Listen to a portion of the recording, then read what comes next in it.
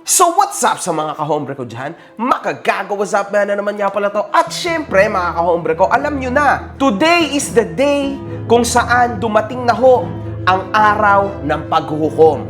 Marami yung salamat sa natira at talagang naniwala at naniniwala sa due process sa Pilipinas. Mga kahombre ko, dumating na po ang ating pinakahihintay na resolution sa ikinaso ni Norman Mangusin sa akin na 179 counts ng cyber libel. Babasahin ko ho itong lahat sa inyo mga kahombre ko at ipapakita ko sa inyong lahat kung ano ho ang inireklamo sa akin ni Norman Gusgusin.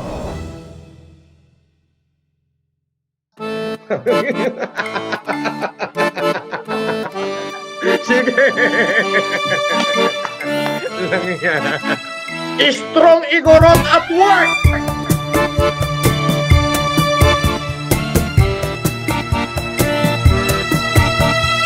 Hindi ko makuha maghilamos at magsuklay. I don't even have time to brush my teeth. You are not Marcos Scammer! I miss you!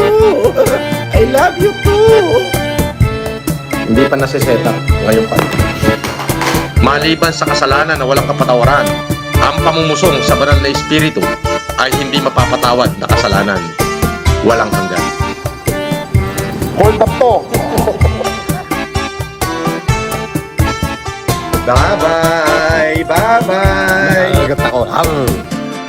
Bubunutin ko lahat ng balahibo sa ilong niyan, ipangunguya ko sa kanya. Ano yayabang mo? Wala! Walang ambag sa lipunan yan! Talo ko la, sa ulo mo, kalbo tong plaka ko. Tuloy-tuloy ka. Isa kang tunay na lalaki.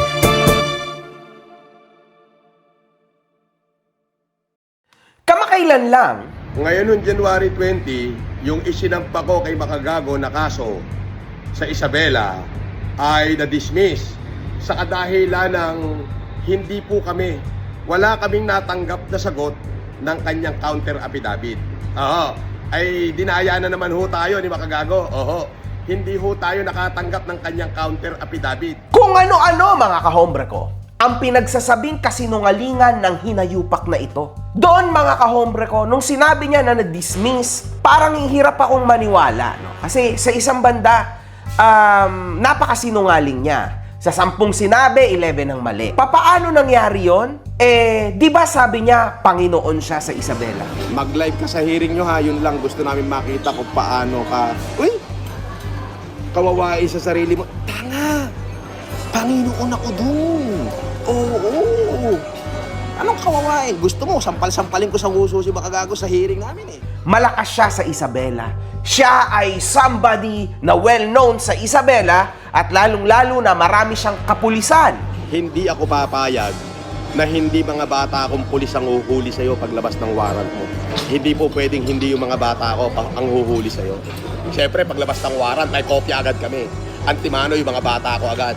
Eto, punta na, kunin nyo na yan. Baka maunahan pa kayo. Yung regional director ngayon ng Region 2, si General Maralag, dating bantay bahay ko lang yan nung nakakulong ako. As in, masasabi kong bata ko talaga yan. Marami siyang politiko. Ay, shout out ko sa kaibigan ko, yung gobernador ng Nueva Vizcaya, si Governor Jing Gambito.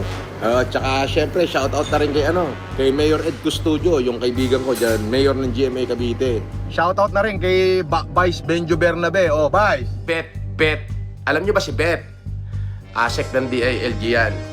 Tagabili ko ng bigas ng COVID yan nung pandemic.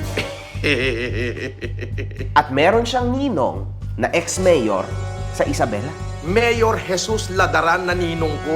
Siya yung tagbabantay ng aking mga lupain at plaisdaan.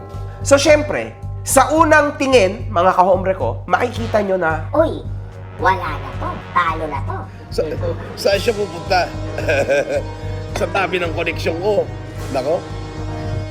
Mo, Ogag. medyo napaisip ako. Pero sige, tuloy natin. Sa video na ito ay ating tatalakayin ang reklamo na inihain ni Norman Gusgusin.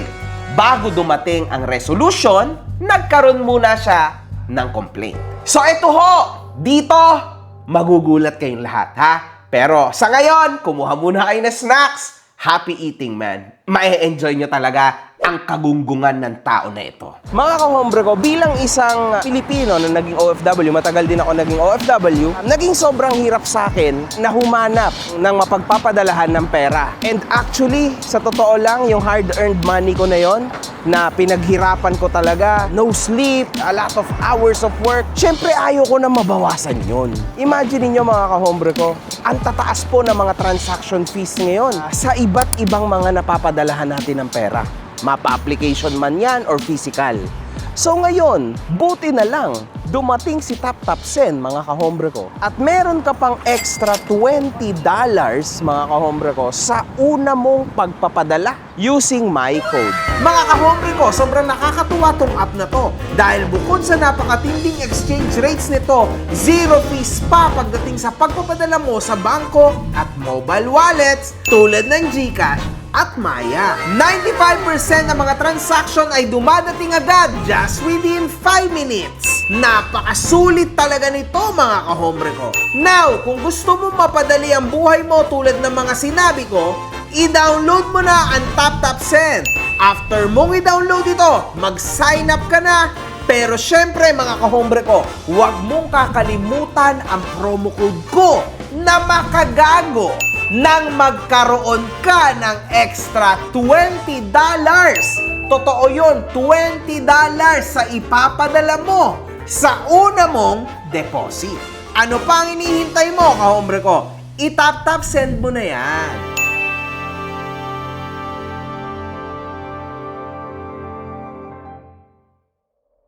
Nagsimula ang lahat ng ito sa panahon na pumunta si MG sa bahay ni Gusgusin sa BF Homes International. Ngayong araw na to, tara, pupuntahan natin ang kanyang bahay na nakita nating address dun sa JNT Express na kanyang natanggap kuno sa Cambridge daw. Si Francis Leo Marcos, mga kahombre ko, ayaw ang papasukin. Ayaw akong papasukin ni Francis Leo Marcos dito, wala akong magagawa. Ayaw mo sa event, ayaw mo sa personal. Ano yan, gusto mo, trash talkan na lang sa social media. Tapos na ako sa trash talkan, man. Ayoko na yan. Ayoko ng trash talkan, tapos na ako dyan, man. Legit tayo, seryoso, one-on-one ngayon na. Dito, sa inyo mismo, sa lugar mo, ayaw mo papasukan sa village mo. Nang naganap ang mga pangyayari at napahiya si Gusgusin, dumating sa punto na kasabayang naglaho nito ang YouTube channel niya, mga kahombre ko. Tandaan niyo yan, ha? Ayon sa kanya initially, ganito ho siya kasinungaling. Dini-activate niya daw ang kanyang YouTube channel. Ayun, binabaha ko. Mas report na to na mawala na. Tanga, pinribate ko lang yung 260,000 follower ko. Unggoy. May mas report ka pang nalalaman. Unggoy. Hindi uubre ang mas report mo. Tratado. Ipinribate ko lang yung isang channel ko para ito naman yung ma-monetize. Pa talaga. Then afterwards, ang sabi niya naman, dinilit niya daw ang kanyang YouTube channel. Di ba? Nag-delete na ako ng YouTube ko. Yung FLM comeback po, dinilit ko yun. Para ipasok ko sa hoyo yung amo mo. Na yung sinasabi yung mas report, para mawala yung YouTube, hindi madadali sa mas report ng YouTube. Matibay ang YouTube unless i-delete ko. Yan. So, dinilit ko yung YouTube ko para ipasok sa hoyo yung hindorotot mong na mukhang okay na yan. Ang rason daw ng kanyang pagkakadelete, Hindi ko sasabihin kung saan ko pinahil. Pero sa norte, pwedeng ang Atinan, pwedeng Iskaya, pwedeng La Union, pwedeng Ilocos Norte, pwedeng Cagayan, pwedeng Isabela. Ang dami. Hindi ko ipopost yun. Why? Counter mo pa ako eh. Hindi na kita bibigyan ng kakataong makapag-counter. Gag. Oo. Kaya nga, dinilit ko na yung isang YouTube channel ko eh. Di ba? Baka mayroon ako nasabing offended. Di wala. Wala kang ebidensya. Pero ikaw, hindi mo na mai-delete yan. Na-record na lahat yan. At araw-araw na ipopost mo, naka-record na naman. Kada maghihiring tayo, may panibagong kaso ko isasampa. Hindi ko tatapusin ang away natin na to hanggang sa magpati ka na. So tandaan nyo yan mga kahombre ko ha. Soon after mga kahombre ko, nagsabi na ng kung ano-anong mga banta si Gusgusin ukol kay MG. Pero, bawat kasinungalingan mo, pagbabayaran mo. Oo. Yung mga nilabas mong fake news, pagbabayaran mo yan. Oo. Lahat ng fake news na nilabas mo, pagbabayaran mo. Promise. You will pay.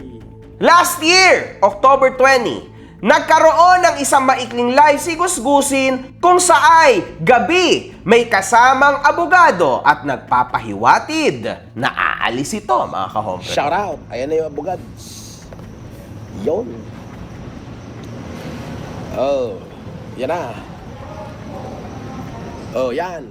Next day, October 21, wala ho siyang live. At ito ang panahong naghain na pala siya ng reklamo sa Rojas Isabela, mga kahombre ko. Yan. All this time, no, siya po ay laging nandyan sa kanyang dating bahay sa Las Piñas, sa Warsaw, di ba? Yung pinaka-famous na lugar na yan, sa BF International, mga kahombre ko, di ba? Sa Las Piñas po yan. Then madalas din siyang namamatahan at lagi siyang nagla-live noong mga panahon na yon sa Sheraton Hotel.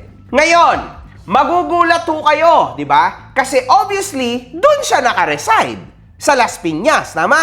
So, if ever na magkakaso ka, dapat magkakaso ka sa Las Piñas, tama? Di ba? Andun ka eh. And nobody will believe you kung sasabihin mo na sa Isabela mo napanood yung mga videos. Kasi sumasagot ka ng live eh. So, ito ang aking hamon sa'yo, FLM.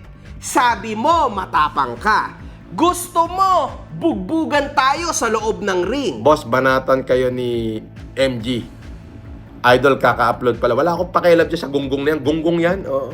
Wala akong pakialam dyan. Magarap tayo sa ring. Suntukan tayo. Magdamag. Huwag larong pambata. Boxing, ano yun? Larong pambata. Gunggong. Meron ba magbo-boxing ng magdamag? Sira pala ulo mo eh.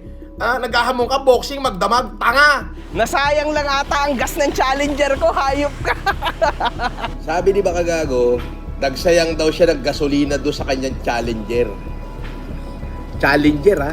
So in short, mga kahombre ko, napapanood niya ho ito pag hindi sa Warsaw, sa Las Piñas, sa kanyang dating bahay, or else, mga kahombre ko, nasa Sheraton siya. Saan ba ang Sheraton? Sa Pasay. So in short, bakit ka nagkaso sa Isabela? Kasi ang gusto mo ay... Naka-file na ako. Hinihintay ko na lang yung sunduin si Ogag sa kanyang bahay. O yan ha, binibigyan ko na kayo ng clue. Wala na siyang magagawa doon. Paghihirapin ko siya. Dahil ikaw, makakulong ka eventually. Doon pa lang sa hearing natin eh. Pakikiliti na kita ron eh. Magkita tayo sa hearing ha. Magsama ka naman maraming bodyguard. Nako, maraming kikiliti sa'yo ron. Lugar ko yun. Sa probinsya namin, mahal ako ng tao, respetado ako ng tao, ipaglalaban nila ako. Dekilado si Ogang, makikiliti siya ron. May balita ko, maraming galit sa kanya ron. Magdala ka sang katutak na kasama ha. Andyan na ho ang iba't ibang klase ng mga pananakot ni Norman Mangusin, mga kahombre ko, di ba? Bakit?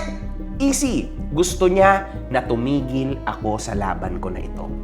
Norman, hindi ako titigil sa laban ko na ito. Kailangan mong makulong. Hindi ka pwede sa internet. Hindi ka pwede dito kasi marami at napakarami mo pang taong maloloko, mabubudol at matatarantado. Talagang ipapakulong talaga kita. Hindi pwedeng hindi, man. Actually, kahit labasan ka lang ng warrant, panalo na ako eh.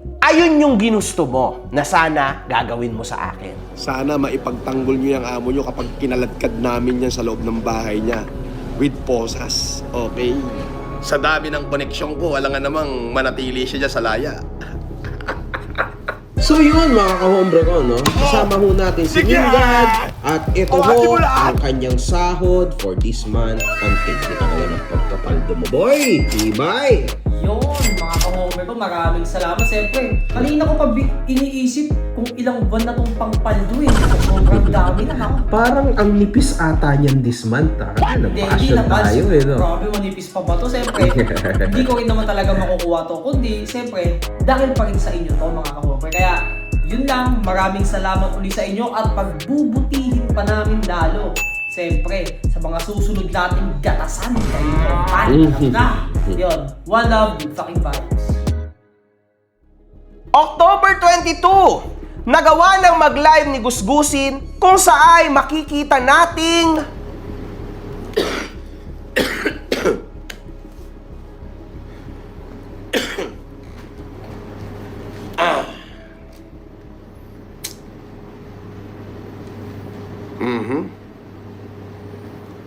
mukhang ito na ata yung kanyang reklamo kay Makagagawa Zapman. Lumipas ho mga kahombre ko ang ilang mga araw at pinacheck ko ito sa aking mahal na abogado mga kahombre ko kung saay kumpirmado ngang nagkaso si Gusgusin sa Isabela. Dumating rin sa punto na gumawa ng isang video si Gusgusin kung saay nagawa nitong ipasilip ang kanyang reklamo kay Makagagawa Zapman na 179 counts daw ang ikinaso niya sa akin.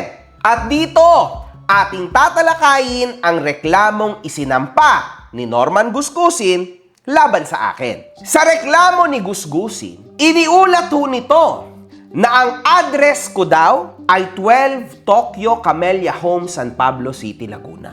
Oh, may nagpalipad. Sino to nagpalipad? Si Makagago. O, tingnan, screenshot natin. 12 Tokyo Camellia Home, San Pablo, Laguna. Okay, yan ang gusto kong laban. Ikaw naman. Ayan ho, ang super chat niya. Babasahin natin. Ayan, screenshot nyo. Siya ho yan. Ayan. Siya talaga yan. Mark Jason. Okay. Tuwa ako. Makikita ho natin dito na ito ho ay isang fake account. 3 subscribers. Itong fake address na ito ang pinaniwalaan ni Norman Gusgusin. Siya ho ang may masamang intent from the beginning, mga kahombre ko.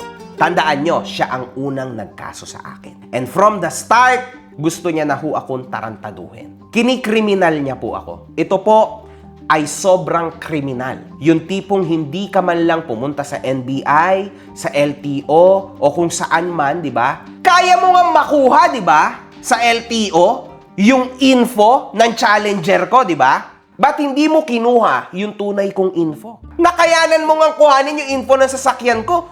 Ito, hindi mo kayang makuha? Eh ako ay publicly available ang aking infos online. Halata na gusto niya ho akong makulong at pag nakakulong na ako, doon ako magbe-bail. So at least 2 to 3 days ako nakakulong, di ba? Dahil tinarantado niya ako at iniba niya ang address ko. Ano ho ba to? Itong address na binigay niya na fake.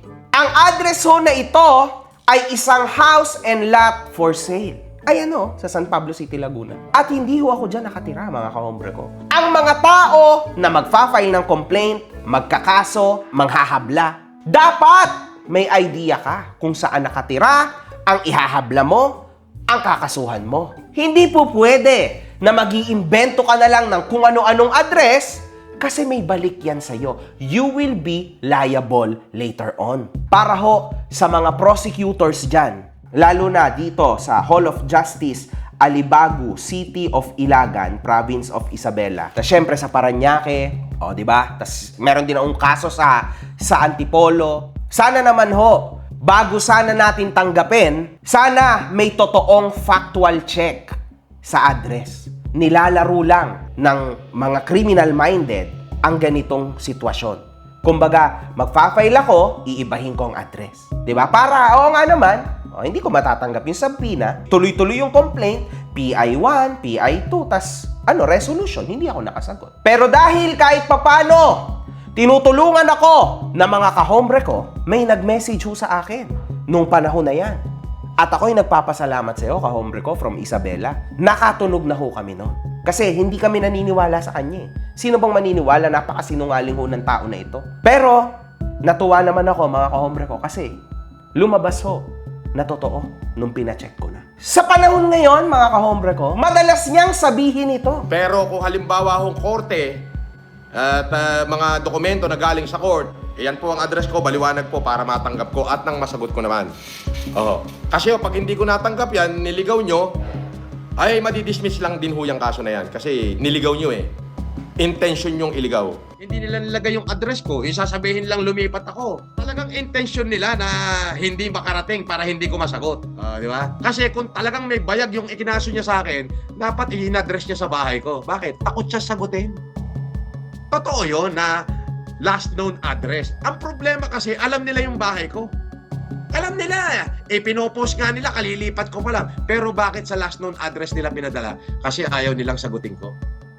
Di ba? May intention yun. Kaso ho, mga kahombre ko, yung sinasabi niya, siya ang gumawa niya. And yes, muntika niya na po akong maisahan. Diba? Sa totoo lang, Isabela is very far, mga kahombre ko. San Pablo City, Laguna pa ako. Imagine niyo naman, kung wala talagang isang kahombre natin ang nag-confirm sa akin at nagsabing nakita niya si Gus Gusin sa Office of the Prosecutors. Di sana, tuloy-tuloy ho yung kaso and eventually hindi ako nakapag-counter affidavit. Nang nakapaghain ho ng reklamo si Norman Gusgusin, sagaran na mga banta nito na malakas o Panginoon siya sa Isabela. Panginoon ako dun. Oo. At huwag niyong kakalimutan, ito daw ang gagawin niya sa akin at magsama daw ako ng maraming tao doon. Magkita tayo sa hearing ha. Magsama ka naman maraming bodyguard. Nako, maraming kikiliti sa'yo ron. Lugar ko yun. Imagine mo yun, Gusgusin. Lahat yan sinabi mo. Pero sa Isabela, ito lang ang ginagawa sa'yo. Boss, yung amo mo, asan?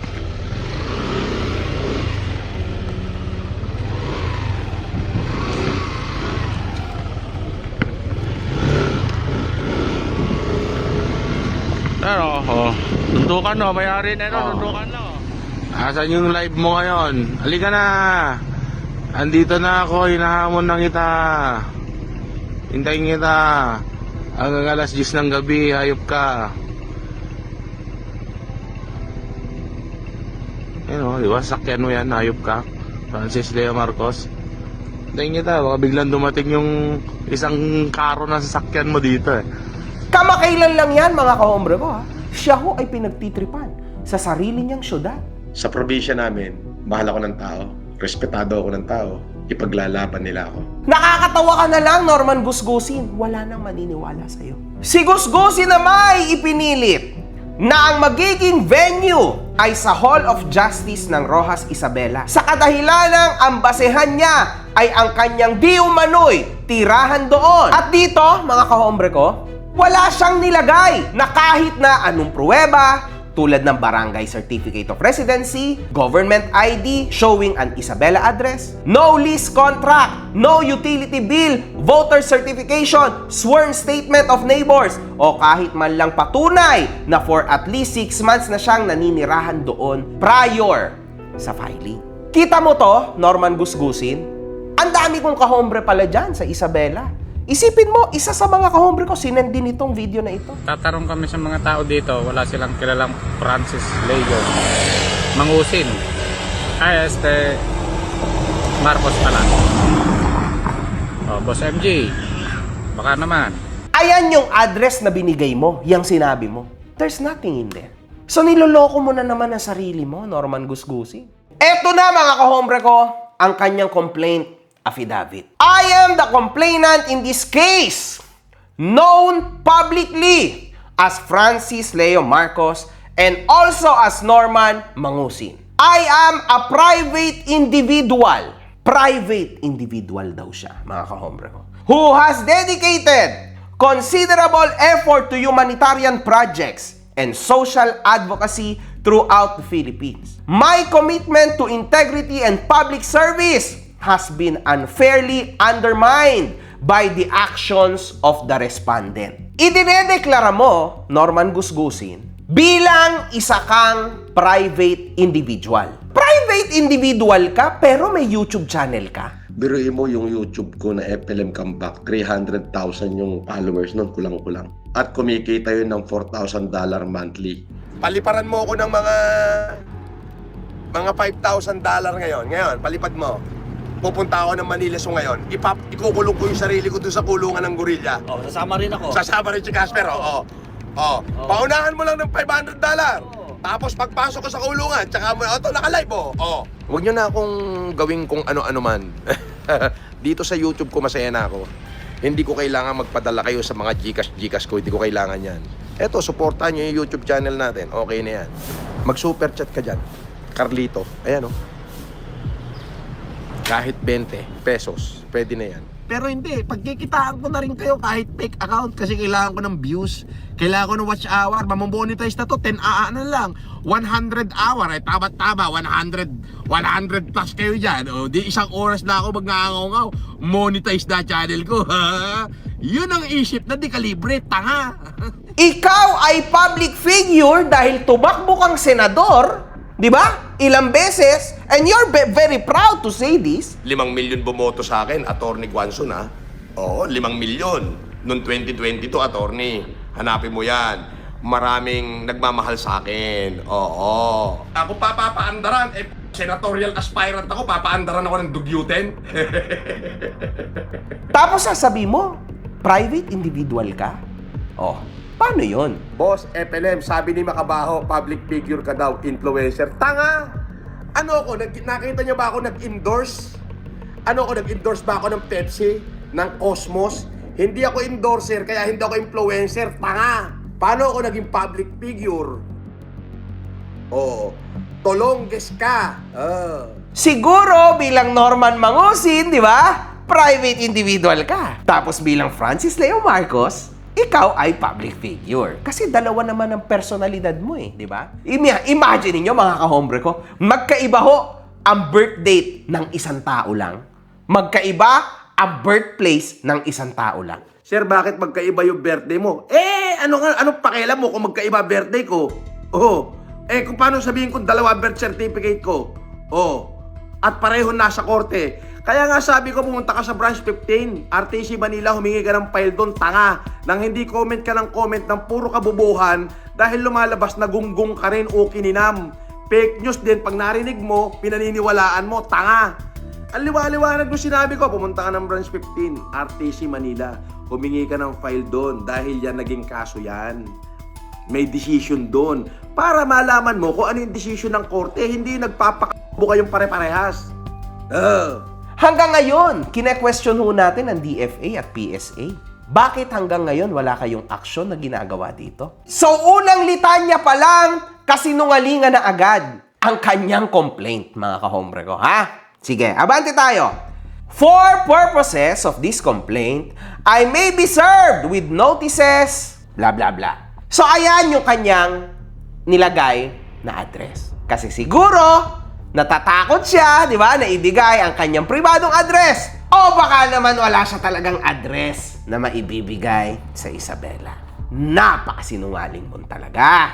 So dito, nakasulat, Pasig City, mga kahombre ko. Pasig City ho, yung nilagay niya na address niya. Akala ko ba taga Isabela ka? Bakit sa Pasig City mo to pinapadala? Una sa lahat, syempre dun dapat sa domicile mo, sa Isabela mo ipapadala ang letter mo kasi yun dapat. Dun mo dapat i-address ang sarili mo kasi dun ka nagkaso eh. Then bakit sa law firm mo sa Pasig City to ipapadala? Pangalawang litanya pa lang, ang dami na humbutas. Norman Mangusin, hindi ka makakaligtas sa mga ganyan. Nako, maraming makakapanood dito na nagtatrabaho sa Hall of Justice sa buong Pilipinas. Talagang magkakaroon ka dito ng malupit na consequence.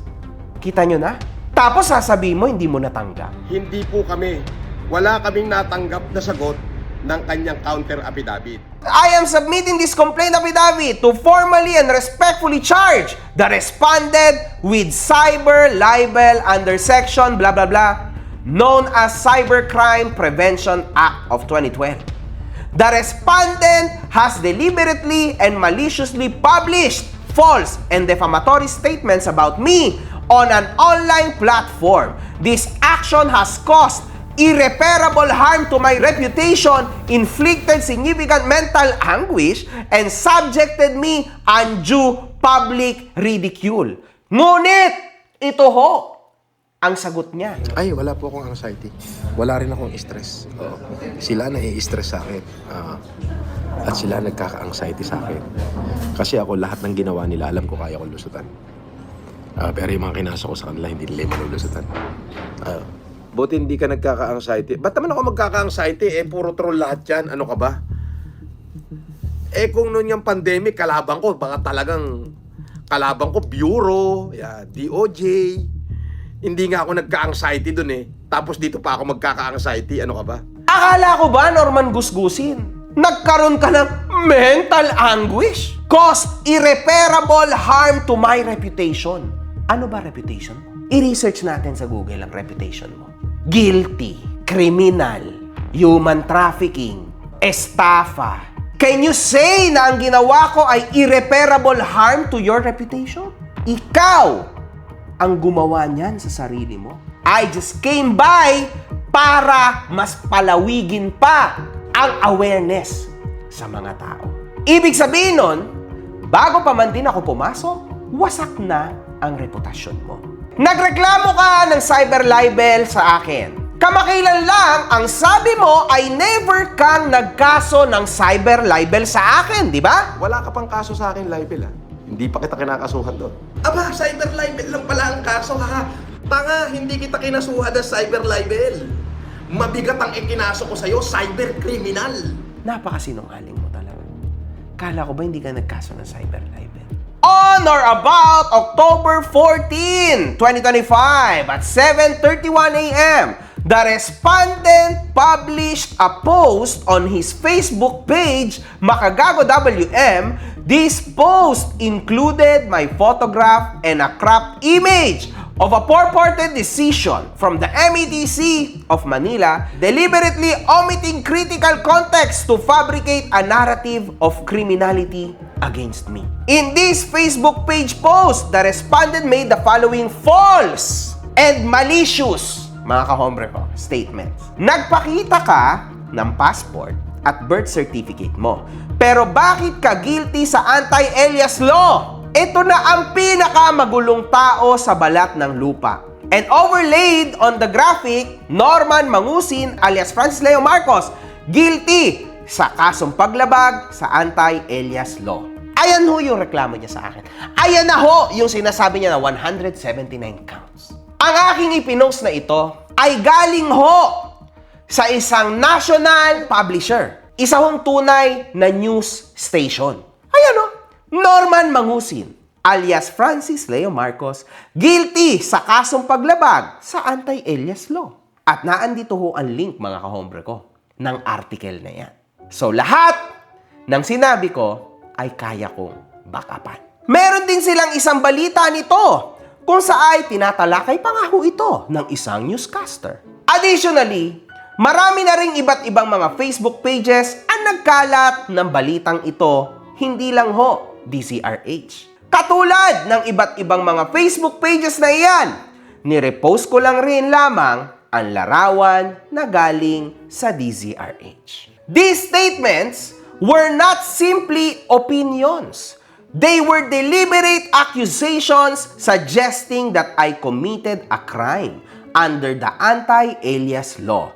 They portrayed me as a convicted felon and described me as the most chaotic person on earth. In their plain, natural, and ordinary meaning, as understood by reasonable readers, these claims tend to dishonor, discredit, and hold me in contempt. As a result, they tarnished my hard-earned reputation as a humanitarian and public figure. Akala ko ba, nung umpisa mong statement, private figure ka? Dito, sa number 7 mo na reklamo sa akin, ang nakasulat as a humanitarian and public figure. And you expect na papaboran ka ng hometown mo? Napakasinungaling mo. Kahit sa sinulat mong papel, sinulat mong kaso laban sa akin, napakasinungaling mo. That is straight perjury, Norman Gusgusin. You are lying. Niloloko mo ang jurisprudence ng Pilipinas. Niloloko mo ang batas. Tinatarantado mo ang mga judge, ang mga prosecutor. You filed a stupid case na makakapag-aksaya lang sa oras nila. You are lying. Tas sasabihin mo, dinugas ka? Ay, dinaya na naman ho tayo ni Makagago. Oho. Ito talaga yung mga madaya ito eh. Ganyan, kadaya yan. Oo. Paano ka dudugasin? Sinungaling ka. Ine-expect mo na mananalo ka sa gantong kabuslugan na reklamo mo? At tandaan mo, Norman Gusgusin, under oath ka nang ginawa mo ito at tinestify mo sa prosecutor's office na hindi ka nagsisinungaling. Even yung tao na nilagay mo as witness, maaari pang madamay. You wasted my time. You wasted my money. You wasted the public people's money. Kasi nagsinungaling ka. You just wasted our time. Dito, makikita ho natin na sa aking status ay meron akong question marks, mga kahombre ko. Pag ba ang isang tanong, nakakasakit sa'yo, pasok na ba yon sa libel? Siyempre hindi! Marami hong elements ang cyber libel, mga kahombre ko. Napakarami ho. Kailangan mong patunayan yan. Kung ganito hong katanga ang iyong reklamo, talagang tatadyakan ka pabalik ng prosecutor's office. Kasi inaaksaya mo oras nila Sinungaling ka At sa konteksto rin na most chaotic person o pinakamagulong tao sa balat ng mundo, hindi dahil ikaw ay isang chaotic at mapanggulo kang tao, Norman Gusgusin. Mahina lang talaga ang comprehension mo. Kaya hindi mo maintindihan na ang ibig sabihin noon, magulo ang impormasyon at mga paliwanag mo. This guy is wasting my time. Kaya tama lang na mag-counterclaim ako ng napakalaki sa ass mo. Tsaka na-tarnish, sabi mo, ang reputation mo bilang isang humanitarian. Tama, Norman Gusgusin. Ang mga taong tinutulungan mo, katulad ng mga PWD, ay nagagawa mong tawagin. Katulong ko po ang mga kasundaluhan na maghahatid ng wheelchair sa mga lumpo, maghahatid ng libreng salamin sa mga bulag. Di ba yung anak mo tahimik, pero yung laway tumutulo? Ang sakit sampalin ng katotohanan, no? Na may Lloyd kang anak, tapos umaasa ka lang sa 40s dyan sa Hawaii. Na yung anak niya, yung katarantaduhan niya, sa anak niya tumubo, ayun, pareha silang child. Lloyd! Yan ang Child kayo ng anak mo. Parehas kayo, di child? Child. Kayong dalawa ng anak mo, child. Yung nasa US na may anak na Lloyd, si Mighty Burao.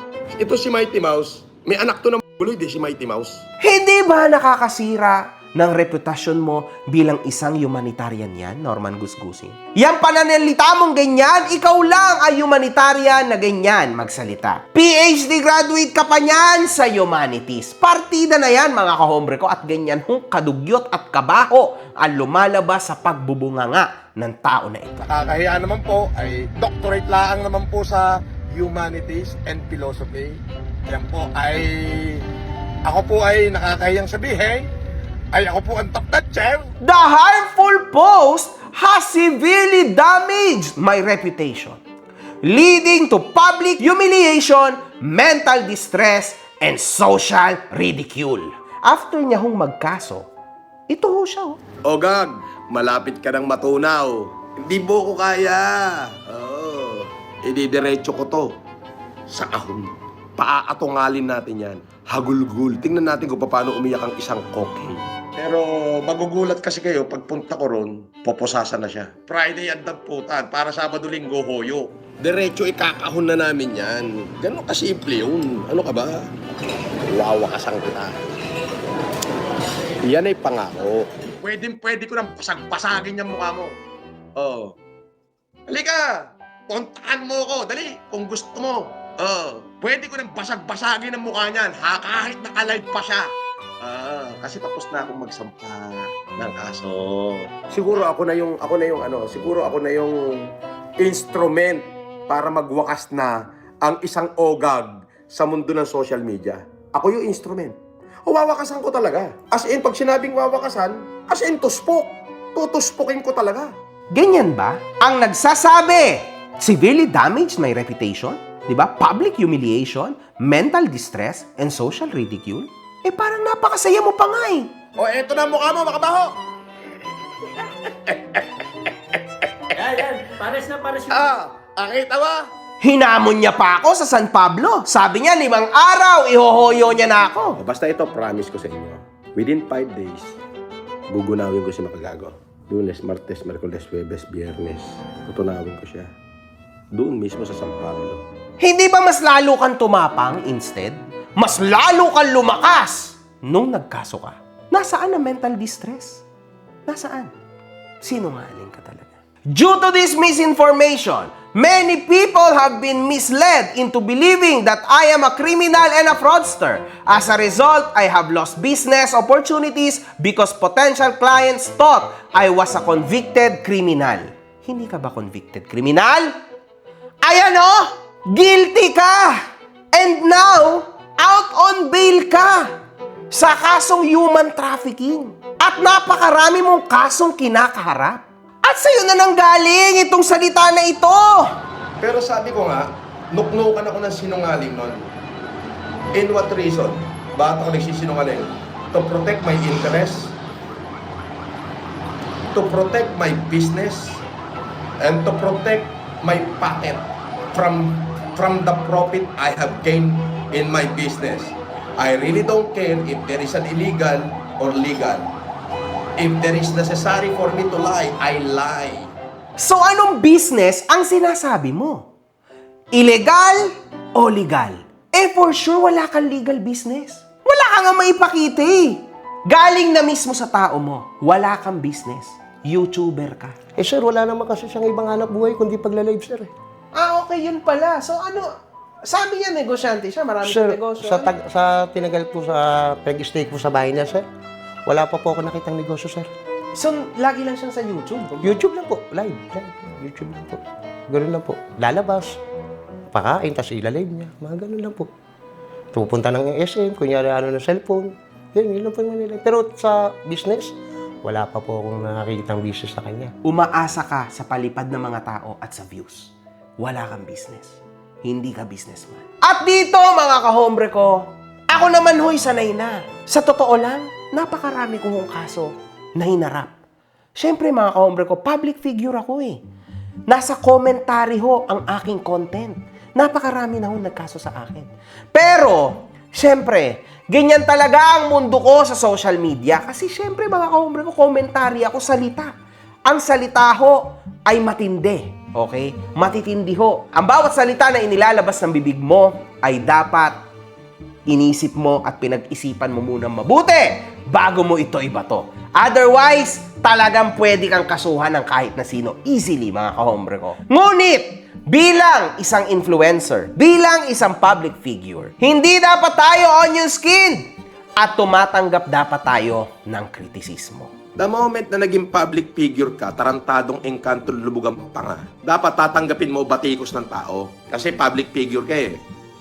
Nakuha mo? Sana hindi ka nag-vlog, gonggong. Didimanda kita. Tarantado, gusto mo, sampalin ko kayong dalawa ng abogado mo? O, halika. Andito ako sa bahay. Gusto, pagbuling ko kayong dalawa eh. Nung ako naging public figure,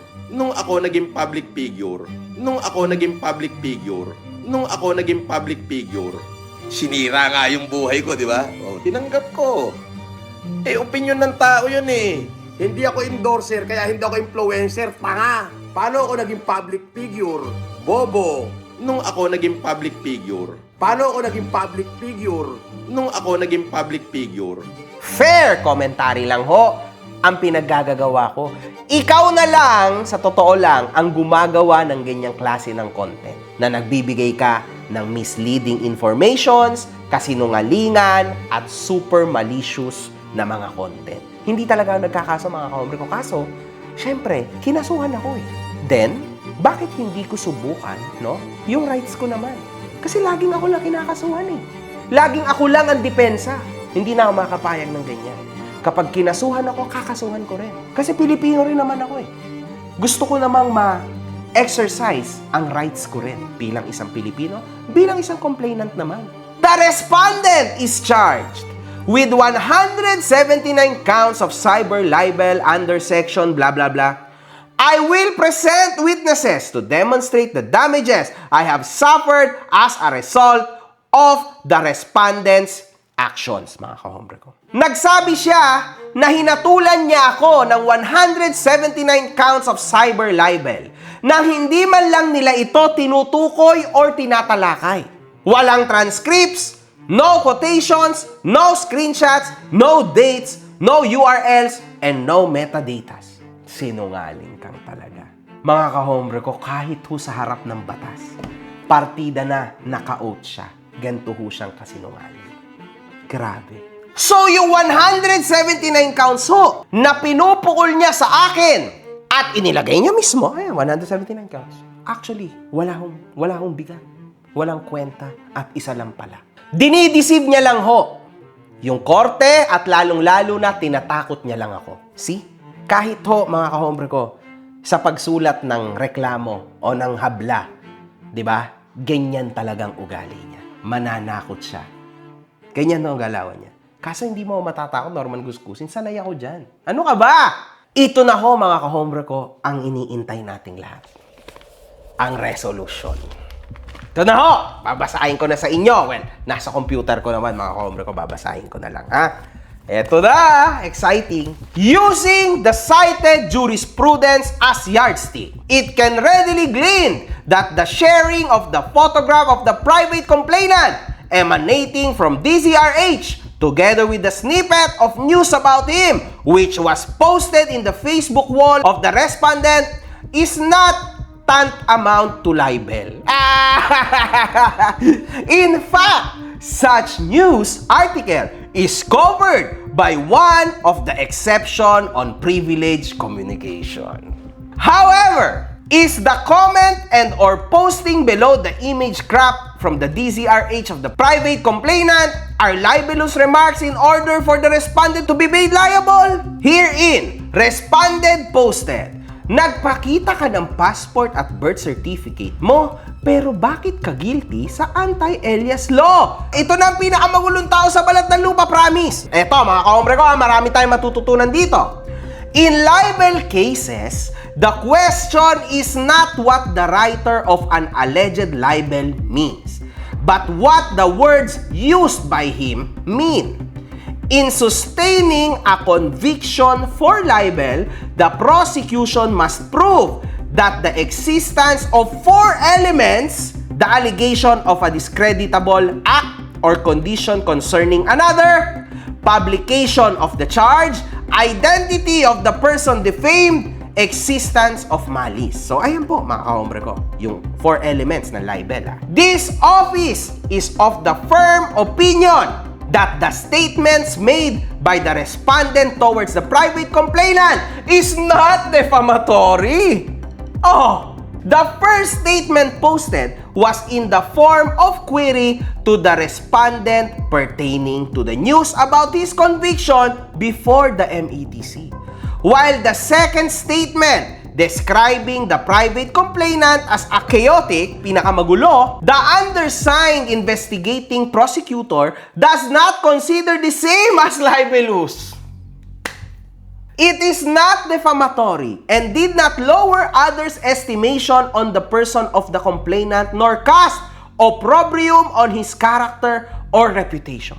Thus, no imputation of a crime, a vice, or immorality can be readily inferred from such statement. In determining whether a statement is defamatory, the words used to be construed in their entirety and should be taken in their plain, natural, and ordinary meaning as they would naturally be understood by persons reading them. Unless it appears that they were used and understood in another sense. So, wala na ho silang kinalaman dyan kung iba ang dumating sa kanya. Basta para sa kanila, hindi ho defamatory statements yan. Wherefore, finding no prima facie evidence, di ba? Eto na! It is respectfully recommended that the instant complaint filed against respondent Mark Jason Warnakulahewa aka Makagago WM for libel be dismissed for insufficiency of evidence. So, resolved. Ayun! Di ba? Wala ka naman palang idea sa prima facie evidence, di ba? Eh, ikaw tong paulit-ulit sa prima facie evidence nung ikinaso mo ito sa akin. Mahirap magsampa ng mga kaso-kaso ngayon. Mahirap, oo. Kasi pag nagsampa-sampa ka ng kaso ngayon, iba na ang hinihingi ng prosecutor ngayon. Hindi na probable cause. Kailangan meron ng prima facie evidence. Oo. Na ang ibig sabihin nun, kapag tinanggap ng prosecutor yung kaso, sisiguraduhin nilang makukulong yung kinasuhan. Iyon ang malupit doon. Sabi mo, hindi kita makakasuhan, di ba? Kasi wala akong prima facie evidence laban sa'yo. Pero ikaw, kaya mo akong kasuhan kasi may prima facie evidence ka laban sa akin. Akala nitong nung bobong si Makabaho at noong kanyang pamilyang bobo rin, nahuhulihi ka sa sarili mong bunganga. Tanga! Ikaw yung hinuli ko sa sarili mong bunganga, unggoy. Ikaw wala ka may kakaso sa akin. Asa na ebidensya mo? Kailangan with prima facie evidence. Hindi pwedeng probable cause. Wala nang probable cause ngayon. Boss, ano masasabi mo sa kasuhan daw ng LTO sa info na nilabas mo? Go ahead! Kasuhan mo, mukha mo. Ako meron na, ikaw dumadaldal ka pa? Kumuha ka ng ebidensya mo, tanga! Wala kang ebidensya. Prima facie evidence ang kailangan.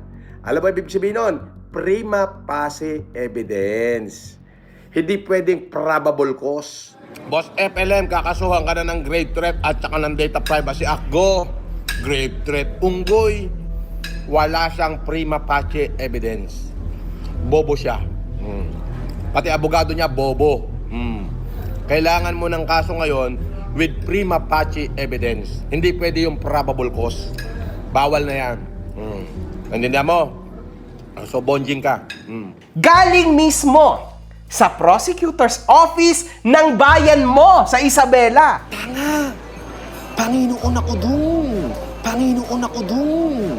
Sa probinsya namin, mahal ako ng tao. Respetado ako ng tao. Ipaglalaban nila ako. Finding no prima facie evidence. Pahiya ka na naman? Oo!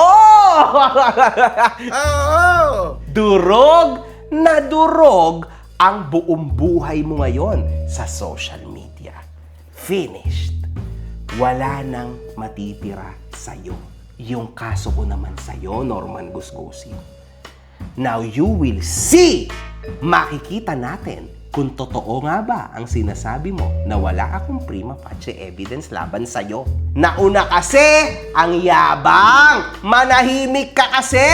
Sarahan mo yung puwet ng elepante mong bunganga, ang baho na nga, ang itim pa. Oo!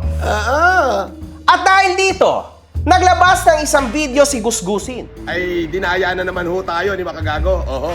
Hindi ho tayo nakatanggap ng kanyang counter affidavit. Eh dahil madaya siya, so papile tayo ng petition for review sa DOJ. At the same time, pag i-refile uli natin yung kaso doon kasi pwede naman hong i-refile. Ayan. Isa lang ho ito, yung isang ikinaso ko kay Makagago sa Isabela ay na-dismiss po.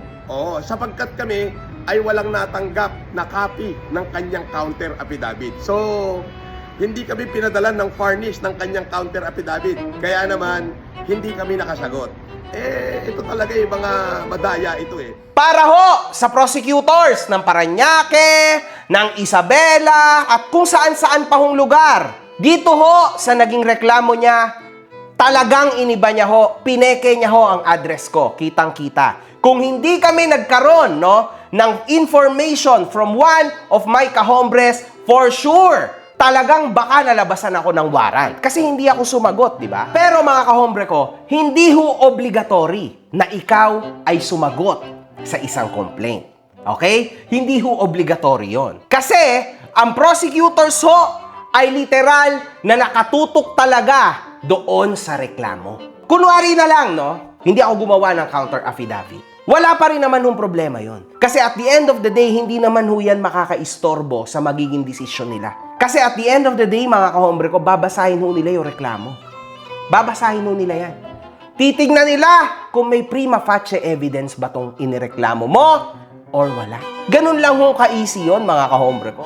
Eto na, yung sampigan na naman sa kasinungalingan mo. Mahirap paniwalaan na hindi ka nakatanggap ng kopya ng aking counter affidavit. Dahil hindi tatanggapin ng prosecutor's office yon kung wala kang copy furnished. Sa Isabela, post office pa namin in-email yon. Sinunod namin at pinadala mismo yon sa address na nilagay mo sa reklamo mo. At hindi na kehulaan pa ang address mo katulad ng ginawa mo sa akin. Ito ho, mga kahombre ko, ang patunay ko na na-received ho ng Office of the Prosecutors ng Isabela ang aking counter affidavit. See it yourself. Nakasulat po dito sa taas, received 4:01 p.m.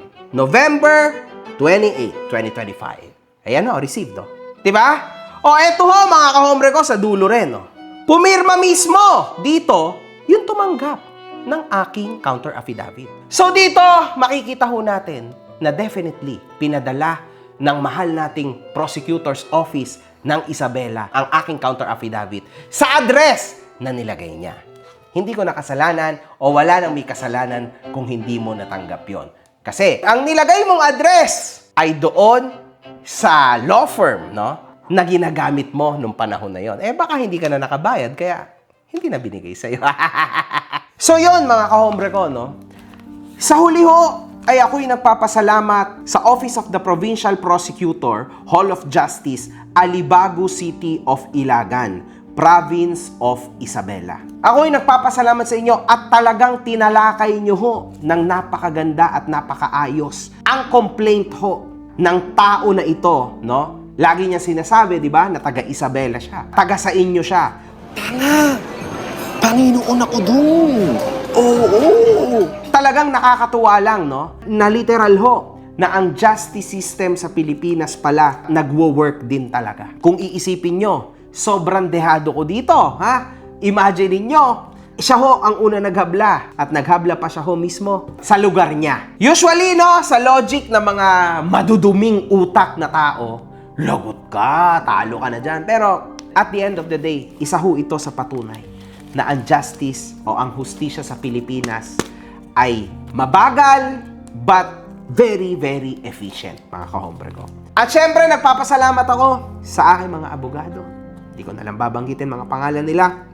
Pero mas lalo na ho na ako'y nagpapasalamat syempre sa aking misis, syempre kay Mimgad, at lalong-lalo na sa aking maestro na si Boss Caio, Pero, yung pinapasalamatan ko dito ay ang aking mga kahombre talaga. Kayo talaga yung pinaka-special dito. Kasi at the end of the day, hindi nyo talaga ako pinabayaan. Tandaan nyo, mga kahombre ko, isa din sa inyo ang nagsabi sa akin na nakita nyo si Norman Mangusin na nasa Office of the Prosecutor. Kaya namin pinacheck. Siyempre, yung mga small vloggers din na sumusuport sa akin na, kahit morally lang ba, natutulungan ako sa laban na ito, super accepted na yan. At ngayon, mga kahombre ko, so panalo tayo! Norman Gusgusin, alam mo na, ikaw naman ang susunod na may laban. Hindi kita tatantanan. At for sure, yung akin ay meron talagang prima facie evidence. Well, sana, di ba? Pero ginawa ko ang best ko. Malagay ka talaga sa kakalakyan mo. Promise, ginawa ko talaga ang best ko doon sa aking complaint. Full na full, detailed, at punong-puno ho ng prima facie evidence. Alam mo, Norman Gusgusin, napakarami kong mga tao sa Isabela na nakaka-message, nagme-message din sa akin, at alam mo yon, nagpapahatid ng pasasalamat kasi finally natakel ko na yung taong tulad mo na kine-claim na siya'y isang igorot, Strong igorot at work! at siya'y isang taga-Isabela. Panginoon ako dun. Ngunit, karamihan sa Isabela, hindi ka kilala. At alam nyo mga kahombre ko, sa maikling panahon, no, na nakaka-message ko ang iba't ibang mga normal na tao, no, netizen, from Isabela, wala pa ho akong nakausap na isang taga-Isabela na merong ugali tulad ng kay Norman Mangusin, mga kahombre ko. Lahat ho ng nakausap ko na mga taga-Isabela, particularly yung mga kahombre ko dyan, sobra hong mga marirespeto. Sobra mababait at meron hong isang mga salita. Kaya alam mo, Norman Mangusin, sayang ka. Napakaswerte mo. Sana sa iyong mga kababayan, kaso wala. Patuloy mo lang tinatarantado ang tiwala ng lahat ng tao sa mundong ito, kasama na obviously ang mga OFW, and yet, nag-e-expect ka ng tinatawag na respeto? Wala! Literal, mga kahombre ko, kahit ho mga taga-Isabela, isinusuka ho itong tao na ito. At ako ay nagpapasalamat sa mga taga-Isabela. Kasi kahit ako ay taga San Pablo, Laguna, isang Lagueño, ay literal ho na naiintindihan nyo ang laban ko na ito. Marami hong salamat. Hindi pa tayo nagkikita-kita, pero at least naparamdam nyo sa akin ang inyong respeto at pagmamahal. Pero mga kahombre ko, para sa'yo, Norman Gusgusin, hindi ka natalo kasi dinugas ka. Ikaw ay natalo kasi wala kang prima facie evidence! Wala good fucking vibes! Yes! Mga putang ina nyo kayo.